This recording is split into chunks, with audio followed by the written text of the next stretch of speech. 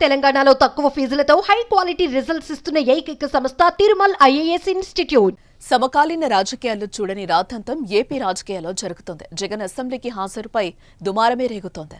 జగన్ అసెంబ్లీకి రాకపోతే అనర్హత వేటు ఖాయమని స్పీకర్ డిప్యూటీ స్పీకర్ హెచ్చరించిన నేపథ్యంలో సోమవారం గవర్నర్ ప్రసంగానికి జగన్తో సహా వైసీపీ సభ్యులొచ్చారు. టీడీపీ హెచ్చరించింది కాదు, ప్రజా సమస్యల పోరాటానికి అసెంబ్లీకి వచ్చామని వైసీపీ చెప్తున్న అనర్హత వేటు భయంతోనే అసెంబ్లీలో అడుగుపెట్టారని రాజకీయ వర్గాల్లో చర్చ జరుగుతోంది. ఏదేమైనా అసెంబ్లీకి వచ్చి ప్రతిపక్ష హోదా కోసం ఆందోళనకు దిగి 10 నిమిషాల్లో వాకౌట్ చేసి వెళ్లిపోయారు. తర్వాత మరి అసెంబ్లీ సమావేశాలకు హాజరు కాకూడదని వైసీపీ నిర్ణయం తీసుకుంది.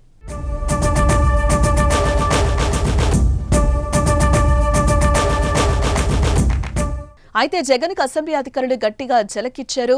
సోమవారం ఉదయం ప్రారంభమైన అసెంబ్లీ బడ్జెట్ సమావేశాలకు సంబంధించి ఉభయ సభల సభ్యులను ఉద్దేశించి governor justice S Abdul Nazeer ప్రసంగం మాత్రమే చేశారని ఉన్నతాధికారులు వెల్లడించారు. అంటే తొలి రోజు సోమవారం జరిగిన సెషన్ వర్కింగ్ డే కాదని వివరించారు. టెక్నికల్ గా మంగళవారం ప్రారంభమవుతోందని వారు పేర్కొన్నారు. ఈ నేపథ్యంలో వైఎస్ జగన్ అసెంబ్లీని బాయ్కట్ చేసిన నేపథ్యంలో ఈ రోజు వైసీపీ సభ్యులు రికార్డులు చేసిన సంతకాలు పరిగణలోనికి రావని స్పష్టం చేశారు. మంగళవారం నుంచి జరిగే అసెంబ్లీ సమావేశాలకు హాజరైతేనే హాజరు వేస్తారని స్పష్టం చేశారు.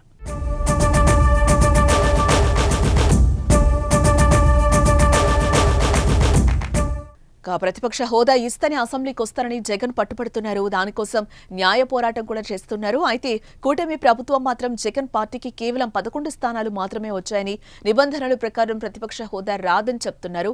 మరోవైపు 60 రోజుల పాటు వైఎస్ జగన్ కు అసెంబ్లీలో హాజరు లేకుంటే ఆయనపై అనర్హత వేటు పడే అవకాశం ఉంది. దీంతో జగన్ హాజరు కాకపోతే ఆయన ప్రాతినిధ్యం వహిస్తున్న పులివెందుల అసెంబ్లీ స్థానానికి ఉప ఎన్నిక వచ్చే అవకాశం లేకపోలేదని టీడీపీ నేతలు కామెంట్స్ చేస్తున్నారు.